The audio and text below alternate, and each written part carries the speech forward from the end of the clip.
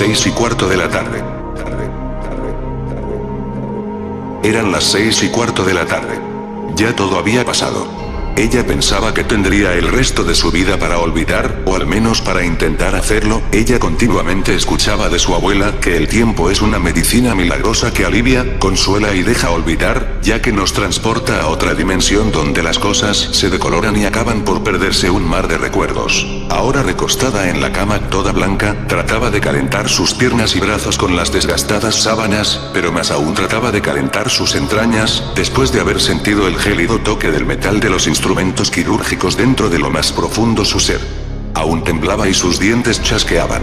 Su cuerpo aún no podía quitar esa sensación penetrante que aún no la dejaba moverse y después hacía que su piel se hiciera chinita por un tremendo escalofrío que la recorría.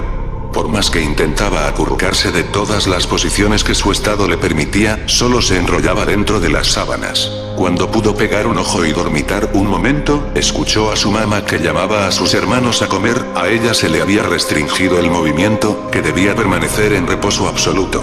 Sin embargo, su mente adolescente, desafiante y algo estúpida pensó que debía simular ante ella misma que todo seguiría siendo igual, por lo que pensó en bajar, aunque no tenía apetito. Sin embargo, eso haría que su familia la viera como la misma que había sido antes. Hace unas horas antes, había vomitado como una flema gelatinosa, su estómago estaba constreñido al igual que todo su cuerpo, y reconsideró el bajar a comer y decidió permanecer en aquella habitación monocromática. Desde aquella cima de blancura sobre la que se alzaban sus ojos sobre la sabana, podía distinguir los dos pequeños montecitos que se formaban, dejando una planicie que luego baja en grieta, y así subiendo un poco y luego bajando terminaba con sus pies erectos como dos guardianes, custodiando lo que ya había sido violado. Después de esos pies tendría que encontrar el olvido de alguna manera con o sin su soledad. Y es que cómo poder olvidar la inyección, los ungüentos fríos, las profundas exhalaciones que ella pensaba que solo ocurrían en las novelas, cómo olvidar las voces ajetreadas de las personas de su habitación acondicionada, esas manos frías y vinílicas que tocaban y examinaban sin tacto alguno. Cuando sintió como el líquido de la jeringa entraba dentro de su columna, pudo sentir un dolor desgarrador que invadía su cuerpo. Después de eso las primeras imágenes del sueño viniente fueron distorsiones de la realidad, luego aparecieron antiguas imágenes infantiles, como su primer muñeca o el pony que montó en su tercer cumpleaños, todo esto mediante una sinfonía de recriminaciones de padres a hijos, de una forma triste y melancólica, donde no era necesario ver las caras para sentir la crudeza de las expresiones con el simple tono de las palabras.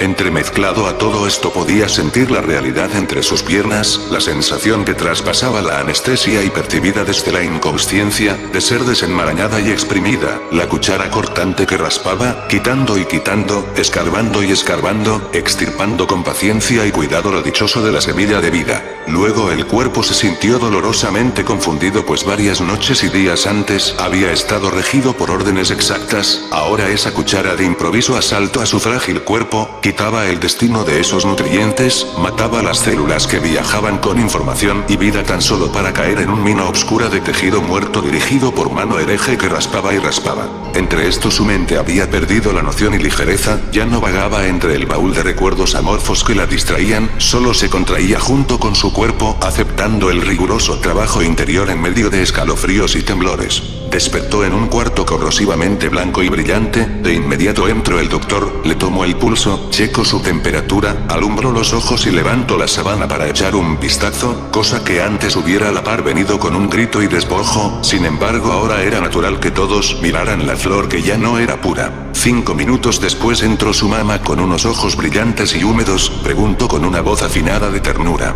¿Cómo estás, mijita? El doctor se retiró como para no presenciar otra vez aquella escena. La muchacha empezó a sollozar en silencio, mientras su madre daba un protector abrazo. Ella no hubiera querido involucrar a su mamá en lo que aún no terminaba por nombrar. Mientras lloraba, el que juró amor eterno esa noche de lujuria y arrebato, apareció.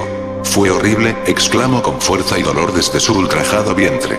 Quería rociarlo de un poco de culpabilidad, así que expresó en su rostro una mueca de incomprensión. Así lo hizo, él cayó en esa red de angustia donde ella quería tenerlo. La niña se soltó con un llanto abrumador y sincero, desahogando algo más que las flemas que escupía en la vacínica de aluminio que acercaba su mamá cada vez que se reclinaba. Los espasmos del vientre y estómago se mezclaban con las del llanto y la garganta convertida en diástole y sístole que apaciguaba su respiración al punto de parar de llorar para recobrar el aliento y seguir con su desquito de lágrimas susurrantes mientras caían desde su barbilla hasta la sabana blanca. Dejó de llorar tras el cansancio facial, sin embargo el dolor abierto y audible se convirtió en un dolor callado y sordo que se acrecentaba tras chispazos de reflexiones que queman su mente y harían su conciencia. Hoy había sido ese desgarro brutal, ayer había sido el inicio de su menstruación, aquellos ingrávidos y despreocupados días de primaria mientras jugaba a la pelota.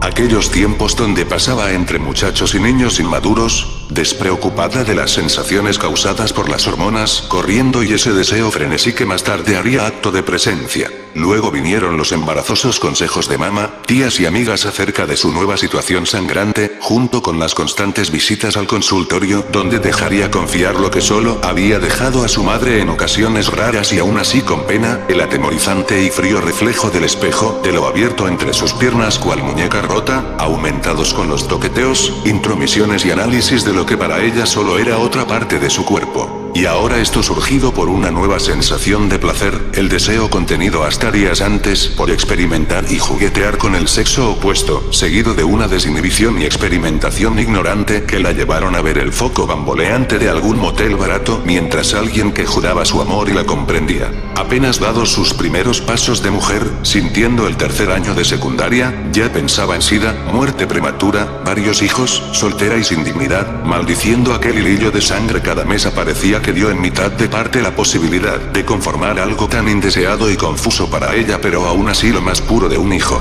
Tanto para nada. 10 años han pasado desde esa tarde en la que a las 6:40 cuando no bajó a comer, los días nublados y claros le recordaban aquella mañana en la que se disponía a quitarse el peso de encima, y aún más allá de los kilos, quitar la vida germinante en proceso, que en aquel momento la idea del éxito y lo sano eran tan frágil como su vida en unos meses más, de aquella época.